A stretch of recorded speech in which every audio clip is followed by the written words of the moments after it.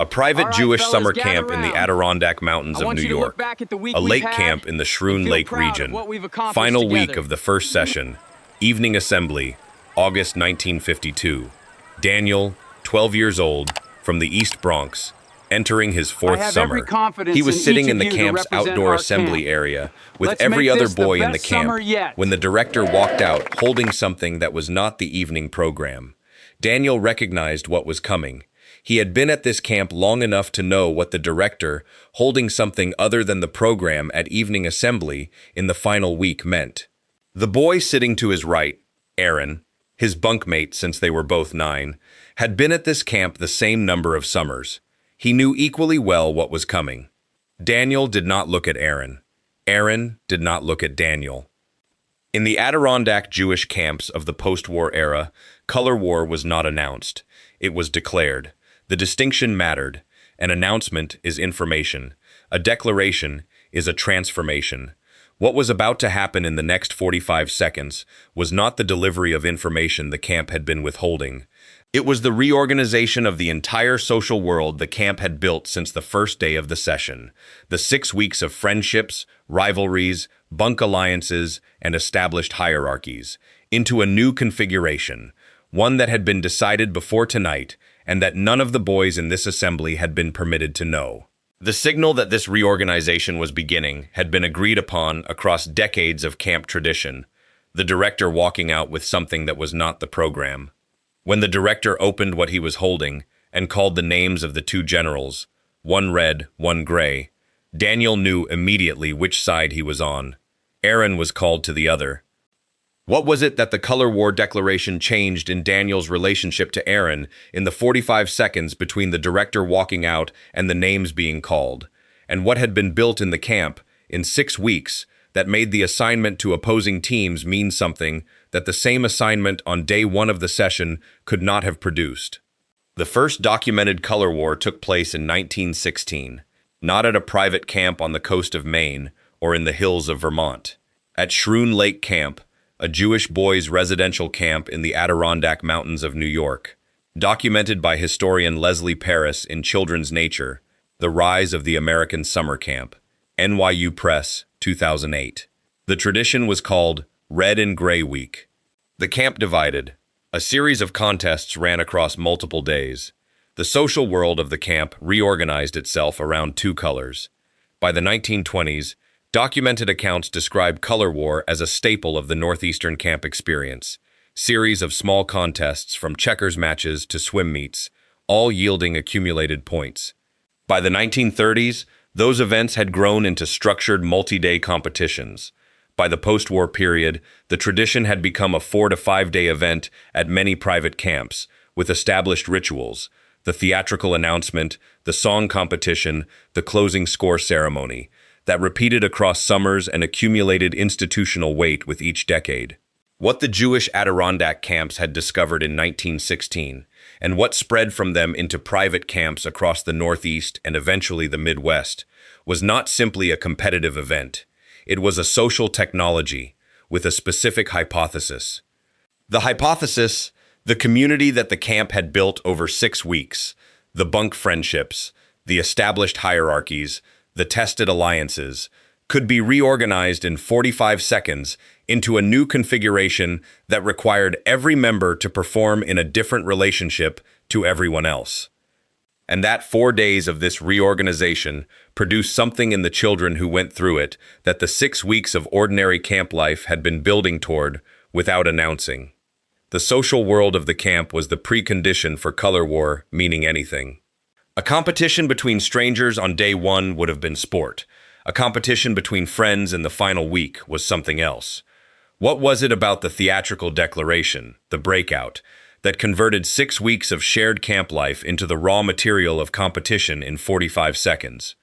The declaration of color war, called the breakout, at many Adirondack and Northeastern private camps by the post-war period, was as formally constructed as the competition it announced. Staff members spent weeks designing the scenario for this specific evening.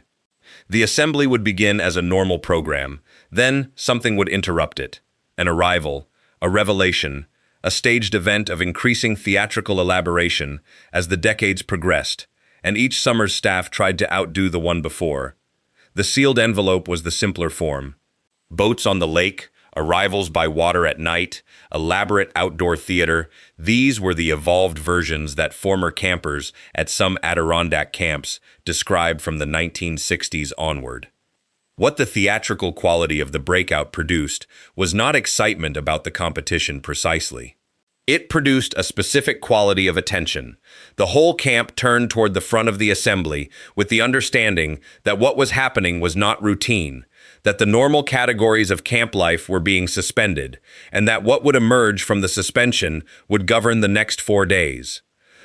When the generals were named, the senior campers or counselors who would lead each team, and when the first bandanas were distributed in team colors, the transformation of the familiar environment began. The dining hall, divided at the next meal. The athletic field, contested by the following afternoon. The waterfront, organized around events that would yield points toward a running total that everyone would track. Daniel had been through this twice before. He knew what followed. What he did not know, and could not have known before the general's name was called, was which side Aaron would be on. That had been decided before the envelope was opened. It had not been visible until the moment the name was read aloud. What was it that the theatrical design of the breakout was trying to produce in the boys who heard it? And what did the camp understand that it was doing when it built the announcement into an event that required weeks of staff preparation? By the 1950s, Color War at Northeastern private camps was a structured 4 to 5 day event with competitions organized across every domain of camp activity. Swimming events were timed at the waterfront dock, individual events, relay races, each yielding team points toward the running total. Track and field on the athletic field, relay races, distance events, sprints. The same children who had competed in those activities individually throughout the summer now competed as members of a team in which their individual performance contributed to or subtracted from a collective score. Archery, rowing, tennis where the camp offered courts. Each yielded points. And documented camp records from northeastern private camps in the post-war period describe a range that reached into unexpected activities, chess matches, table games, even dramatic competitions. Anything the camp offered as part of its regular program could be organized into a color war event that yielded points. At the center of the competition schedule, at many Adirondack and Catskills camps, the emotional climax of the entire event, rather than the closing score ceremony, was the song competition, called Sing at some camps. Each team had been composing since the first hour of Color War. Original lyrics set to familiar folk or popular tunes, written by teams of senior campers and staff through the first night of the event, and rehearsed in every spare hour of the competition days. The performance happened on an evening designated for that purpose alone, judged by criteria that included spirit, originality, and execution. The running score was managed differently at different camps. Some posted it publicly, on a board near the flagpole or in the dining hall, on the rationale that a visible score sustained competitive effort across all events. Others held it confidential until the closing ceremony. Documented accounts from former campers describe both approaches and the different social conditions each created in the days between the breakout and the final score. What happened in a child when the activity they had been weakest at all summer suddenly carried weight for a team that needed their contribution? What Color War produced in the children who went through it was not primarily about the competition. The competition was the mechanism. What the mechanism produced was a specific social situation that the 6 weeks of ordinary camp life had not created and could not have created without the accumulated investment that preceded it. Daniel had spent 6 weeks choosing Aaron, not in any single explicit act of choosing. In the accumulated small choices that the daily structure of camp life organized, sitting beside him at meals, choosing him in team selection games when the counselors allowed choice, sharing the upper and lower bunks in the same cabin for the 4th summer in a row. 6 weeks of small choices had produced something that felt, to a 12-year-old, like the clearest social fact of the summer. Color War assigned Daniel and Aaron to opposing teams in 45 seconds. The swim meet the following morning put Daniel in the water against Aaron in the individual backstroke event. One of them would contribute points to his team. The other would not. The counselors who had been through this, who had been campers in Color War before they were counselors, understood something about this specific moment that a counselor experiencing it for the first time could not. They understood that what they were watching was not primarily athletic competition. It was the experience of performing loyalty to an assigned community in direct tension with loyalty to a chosen one. And they understood, from having been through it themselves, that what this produced in children was not confusion about their loyalties, and not cynicism about the camp's social engineering. It produced both of those things, for 4 days, simultaneously. What the experienced counselor knew, and what no orientation document had asked them to know, was what to do in those 4 days, and what not to do. They knew because they had been Daniel, at 12, in the water, against their own Aaron. What did the experienced counselor do at the moment the backstroke event ended and the two boys climbed out of the water on opposite sides of the dock? Song night was the event within Color War that athletics could not produce. It required something different from what a swim meet or a relay race required. Not physical performance under time pressure, but collective composition, the creation of something new from the shared cultural materials of the camp community. Each team composed its own songs. Original lyrics set to familiar folk or popular melodies of the era, written in the hours after the breakout, by teams of senior campers and staff members working through the first night of Color War. The specific tradition of Color War songs in Jewish summer camps of the Adirondacks and Catskills intersected with a broader and older tradition of Jewish camp musical culture. These were camps where Yiddish folk melodies had been sung at Friday evening services, where Hebrew songs had been learned in annual repetition, where the communal musical life of the camp was one of its primary institutional practices. The Color War song took this tradition and redirected it toward competitive assertion, the virtues of one team's color. The shortcomings of the opposing team's color. The lyrics were written with care and with specific craft. The best songs required both a strong melody match and a lyrical wit that the whole camp would recognize as excellent. Performing a great Color War song against a mediocre opposing song was its own kind of victory, separate from the points it generated. Former campers from northeastern camps in the 1950s and 1960s describe remembering Color War songs for decades, their own team's songs, the opposing team's songs, when the exact scores and the specific athletic results of the competition had long since faded. What Song Night produced was not simply entertainment. It was a communal act of cultural creation under time pressure, drawing on the musical resources that the full session had built, in service of a team identity that had existed for less than 48 hours. What did a child carry from Song Night that they did not carry from the relay race, and why did so many of them carry it for so much longer? The closing ceremony of Color War was the most emotionally demanding event in the American summer camp calendar, not because the stakes of the competition were genuinely high. No material consequence followed from the outcome, but because of what the camp asked the losing team to do with the outcome, publicly, in front of the entire community, at the end of 4 days, during which they had been required to care about the outcome, as though it were the most important thing the summer had produced. Both teams assembled at the campfire for the score announcement, the points from every event across the 4 days, swimming, relays, archery, rowing, song, were totaled and read. The winning team received the announcement with the spirit the camp had spent 6 weeks cultivating, controlled, communal, earned. The losing team received it with something the camp had also spent 6 weeks building toward, grace, under a circumstance that produced the opposite impulse. The camp expected the losing team to accept defeat without visible bitterness, to acknowledge the winning team's performance without diminishment, and to do this publicly, in front of the entire community, at the end of 4 days, during which they had been required to care about the outcome. Documented accounts from former campers at northeastern private camps describe the closing ceremony with a consistency that is itself informative. It was the most emotionally complex moment of the summer, not the most emotionally intense. The final night of the session, the goodbye at the bus, those were more intense, but more complex.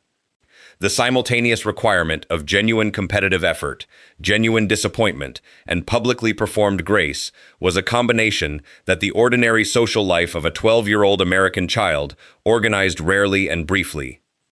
At Brant Lake Camp in the Adirondacks, founded in 1916, the same year as the first documented color war, parents who had attended as campers requested that their own children be assigned the same team color when they enrolled. What a parent remembered about their color, decades later, was not only the score. It was this moment. What did the camp understand it was doing when it designed this specific closing requirement for the losing team? Color war originated in a Jewish summer camp, and its spread from Shroon Lake Camp into the broader culture of northeastern private camping was not incidental.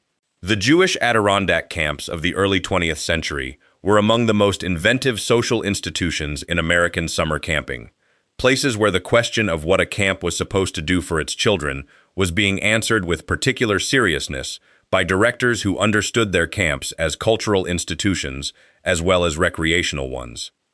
The children who attended those camps in the 1920s and 1930s were, in many cases, the children and grandchildren of immigrant families navigating the specific pressures of Jewish American identity in that era.